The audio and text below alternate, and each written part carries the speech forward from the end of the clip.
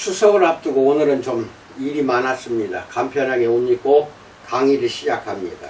누차 말하지만 제가 하는 이 말씀은 여러분에게 강의를 해드리는 것이고, 제가 하는 강의를 잘 들으시고 여러분의 설교가 좀 더 폭넓은 설교가 되고 목회의 사명이 좀 더 여러분 복음주의적이 되기를 진심으로 축원드립니다. 지난번에 이어 오늘 또 앞서 보냄을 받은 사람 두 번째 주제를 가지고 말씀을 드립니다. 네 번째, 양다리 걸치기. 미국 어느 목사 이야기입니다. 나는 왜소한 뉴질랜드 복음전도자 레인 컴포트와 그의 조수 커크 캐머런을 좋아한다.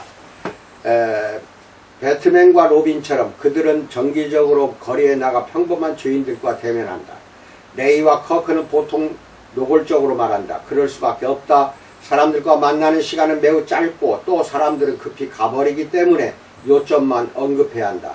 레이는 십계명을 통해 필요하다면 산상수훈에 나오는 예수님의 설명과 함께 사람들이 하나님의 율법을 어겼고 하나님의 심판 아래 놓여 있음을 재빨리 인식시킨다. 그들이 만나는 사람들 중 일부는 비웃거나 심지어 레이와 커크에게 침을 뱉기도 하지만 어떤 이들은 놀라울 정도로 정직하게 자신의 죄들을 고백하기도 한다. 그 죄는 정욕에서부터 절도, 거짓 신들을 숭배한 것까지 온갖 것들이다. 또 이들 중 일부는 다음 단계로 넘어가 하나님의 해결책에 대해 들을 준비가 되어 있기도 하다라는 예화, 일화를 말씀드렸습니다. 우리가 사람들에게 그리스도에 대해 효율적으로 전할 수 있으려면 먼저 그들에게 요한을 소개해 주어야 합니다. 대부분의 경우에 나쁜 소식이 좋은 소식보다 먼저 와야 합니다. 나쁜 소식을 직시하지 않으면 좋은 소식이 이해되지 않을 것입니다. 요한처럼 우리는 사람들에게 엄연한 차이를 설명해 주어야 합니다. 해결책을 제시하기 전에 먼저 문제를 지적해야 합니다. 예수님의 사역에서 첫 말씀은 회개하라, 천국에 가까이 왔느니라 였습니다. 마태복음 4장 17절. 논리적으로 말해서 우리가 죄인이라는 것을 알지 못하면 우리는 죄를 회개할 수가 없습니다. 오늘날 교회는 이런 설교를 충분히 전하지 않습니다. 우리가 너무 근본적인 사람들로 인식되면 사람들이 떠나갈 것이라고 생각합니다. 하지만 요한은 우리에게 정반대로 말합니다. 사람들은 자신이 병들었다는 것을 마음 깊이 알고 있습니다. 달갑지 않지만 환자를 구하려면 철저한 수술이 필요합니다. 어쩌면 우리가 이렇게 말하기를 꺼리기 때문에 실제로 우리의 성전에 들어오는 비기독교인들이 극소수인지도 모릅니다. 그들은 우리와 세상 사이에서 다른 점을 거의 찾지 못합니다. 또 어쩌면 우리 교회 안에서도 우리의 죄성에 관한 분명한 설명이 부족할 수 있습니다. 사회학자들은 많은 10대 그리스도인들이 무의식적으로 자신들의 신앙을 도덕적 치료주의, 모랄리스틱, 테라피우틱 데이즘이라고 말하며 그들에게 성공적이고 만족스러운 삶을 가져다 줄 것으로 여겨지는 법칙들을 따르는 동안 자신에 대해 좋은 느낌을 갖게 되는 것으로 여긴다는 것을 발견했습니다. 그러나 여기에는 능력이 없습니다. 금단의 열매라는 책에서 지적하듯이 복음주의자로 분류되는 대부분의 10대들도 또래와 다를 바 없는 성생활을 합니다. 어떤 경우에는 그들이 성적인 행위에 더 가담하기가 쉽습니다. 즉 복음주의 10대들은 단지 평균 정도의 성적 행위의 패턴을 나타내는 것이 아니라 평균 이상의 행위를 드러낸다라고 말합니다. 이것은 놀랄 일이 아닙니다. 복음주의 신앙을 고백하는 그들의 부모가 부부간의 서약을 지키는 데 있어서 완전한 이교도들보다 나을 것이 없어 보이기 때문입니다. 작가이자 활동가인 론 사이더에 의하면 거의 3명의 복음주의자들 중 1명이 혼전 성관계를 용인하며 6명 중 1명이 간음을 용납한다고 합니다. 이런 점을 강조하며 예수님은 믿지 않는 핑곗거리를 찾는 청중들에게 또 다른 질문으로 대응하십니다. 마태복음 11장 16절로 19절에서 이 세대를 무엇으로 비유할까? 비유하건대 아이들이 장터에 앉아 제 동물을 불러 이르되 우리가 너희를 향하여 피리를 불어도 너희가 춤추지 않고 우리가 슬피 울어도 너희가 가슴을 치지 아니하였다 함과 같도다. 요한이 와서 먹지도 않고 마시지도 아니하며 그들이 말하기를 귀신이 들렸다 하더니 인자는 와서 먹고 마시매 말하기를 보라 먹기를 탐하고 포도주를 즐기는 사람이요 세리와 죄인의 친구로다 하니 지혜는 그 행한 일로 인하여 옳다함을 얻느니라 라고 말합니다. 다시 말해서 예수님은 양다리를 걸치기 원하는 그 세대의 대다수 사람들을 부르고 계십니다. 그들이 요한을 거절하는 이유는 너무 굴욕적이기 때문이고 그들이 예수를 피하는 이유는 너무 세속적이라고 생각했기 때문입니다. 즉 진짜 문제는 요한이나 예수님이 아니라 바로 그들이고 우리들입니다. 물론 지금 그리스도인들은 개종을 하면 매우 극단적이 되고 그들이 설득시키려는 사람들을 오히려 소외시키는 것으로 알려져 왔습니다. 식습관, 옷차림, 친구관계, 믿지 않는 가족을 대하는 태도에 있어 이들의 감격스러운 변화는 때로 건강하지 못하고 심지어 광신적인 것이 될 수 있으며 당연히 사랑하는 사람들이 염려하게 만듭니다. 예수님을 새롭게 따르면서 급진적인 변화와 거만한 강의로 가족과 친구들을 혼란에 빠뜨린 자들은 많은 관계에 균열을 일으킵니다. 이런 지나친 모습들은 대개 믿음이 성숙하면서 억제되지만 처음에 입힌 손상은 실제로 오래 지속될 수가 있습니다. 성경학자들과 교회 성장 전문가들은 종종 새신자들이 그들의 사회적 그룹에서 멀어지려는 충동을 억제하고 대신 최대한 오랫동안 온화하고 매력적인 방법으로 그 믿음을 퍼뜨리는 것이 가장 좋다고 조언합니다. 새신자가 그리스도께 충성하면서 일어나는 변화를 믿지 않는 친구와 지인들이 좋아하지 않는 경우가 있는 것이 사실입니다. 그 변화가 어떤 모습으로 나타나든 상관없이 말입니다. 예수님은 이런 사실을 인정하셨고 우리도 그래야만 합니다. 다섯 번째, 다양한 방법들이 있다에 대해서 알아봅니다. 그러나 우리는 또한 예수님의 질문에 다른 점이 내포되어 있는 것을 볼 수 있습니다. 즉 그분을 섬기는 최선의 방법이란 없다는 것입니다. 어떤 사람들은 요한처럼 우리의 영적인 멱살을 잡기 위해 금욕적인 삶을 살도록 부름받을 것입니다. 다른 이들은 세상을 구원하기 위한 노력의 일환으로 세상과 친하게 지내도록 부름받을 것입니다. 두 경우 모두 목적은 사람들과 멀어지는 것이 아니라 관계를 맺는 것입니다. 많은 그리스도인들, 어쩌면 대부분의 그리스도인들은 다른 방식으로 문화에 관여하기 위해 낙타, 터럭과 메뚜기와 석청을 한쪽으로 제쳐두도록 부름받을 것입니다. 그들은 옷이나 식단이 아니라 행위로 인해 눈에 띌 것입니다. 윌리엄 윌버포스가 그런 사람이었습니다. 18세기의 특권과 부를 가진 집안에 태어난 윌버포스는 훗날 하원 의원이 되었다가 그리스도께 이끌렸습니다. 그는 몰래 존 뉴턴을 찾아갔습니다. 예전에 노예선의 선장이었는데 그는 이제 기독교 목사가 되어 있었습니다. 두 사람이 대화를 나누던 중 윌버포스는 의회를 떠나 성직자가 될지 고민 중이라고 말했습니다.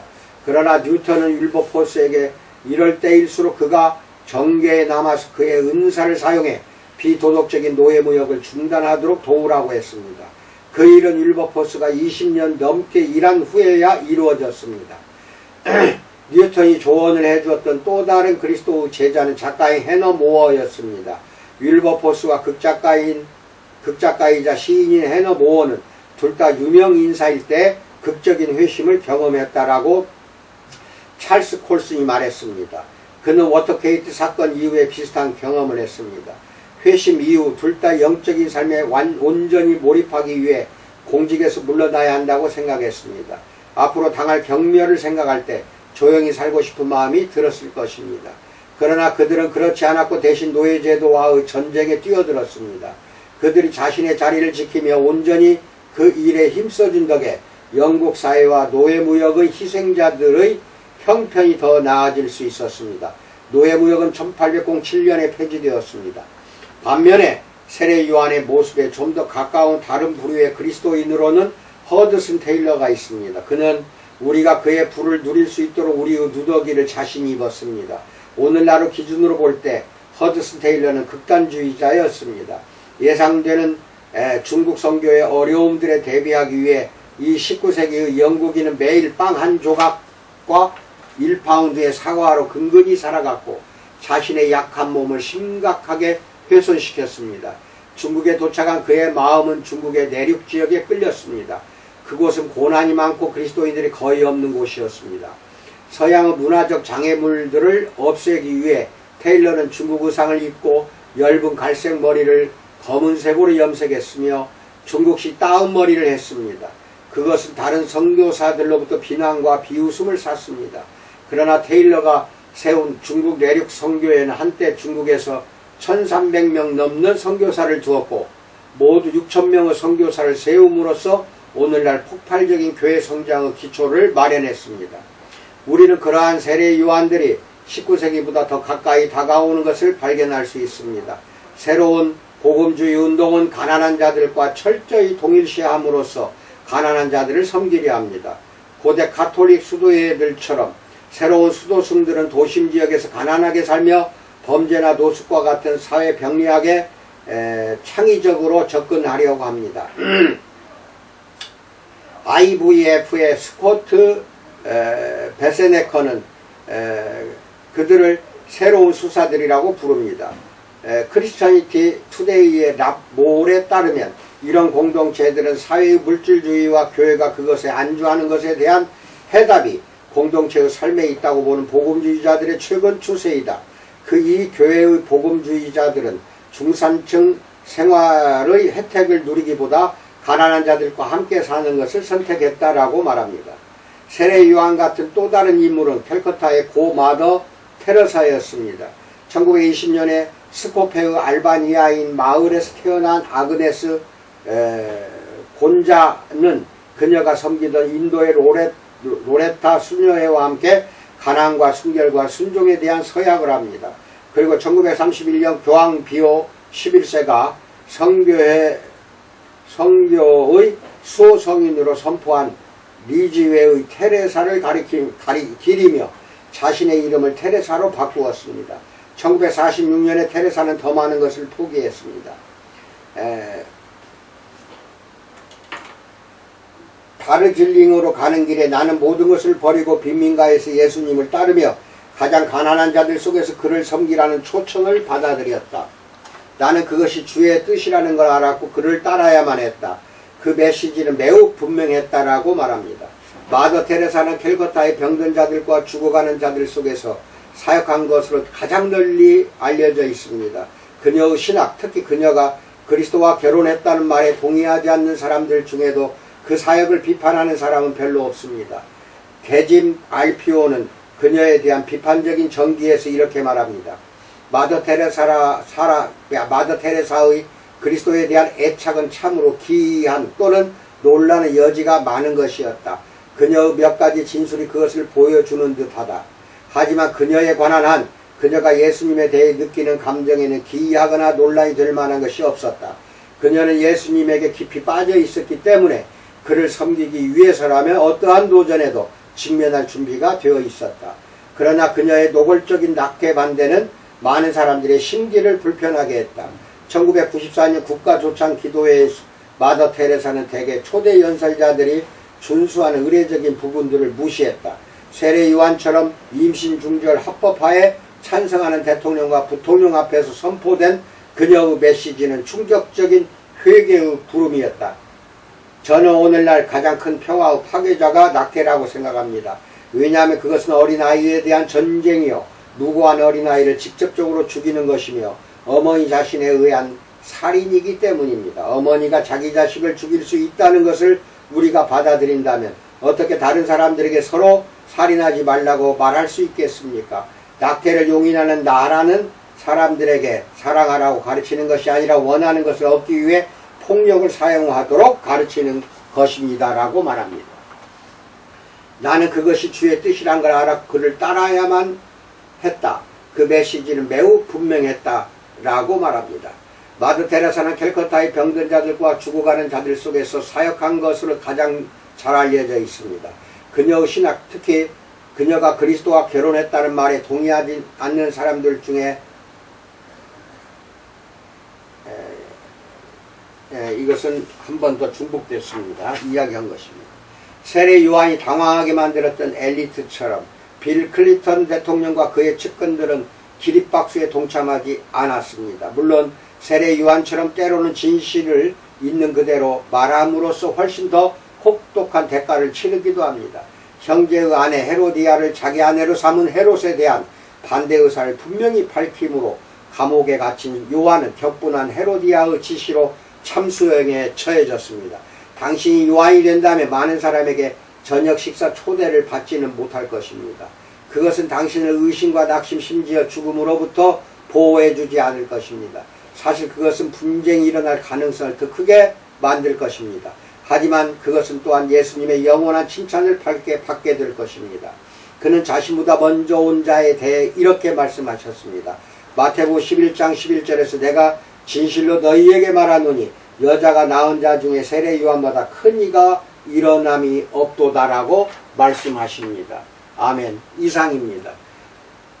앞서 보냄을 받은 세례 요한 저녁 식사에 초대할 사람은 한 명도 없을 것입니다. 참으로 예수님의 길을 넓히기 위해서 6개월 먼저 앞서 오셨다가 결국 참수형으로 생을 마감한 그의 일생은 우리가 따라야 할 모본이나 표본이 되는 길이라고 우리는 믿어야 할 것입니다. 내일 모레가 추석입니다. 이 영상은 내일 월요일날 여러분에게 보내드립니다. 잘 들으시고 이해가 안 되시면 2번, 3번 들으시면 이해가 되시리라고 믿습니다. 감사드리며 명절 잘 보내시기 바랍니다.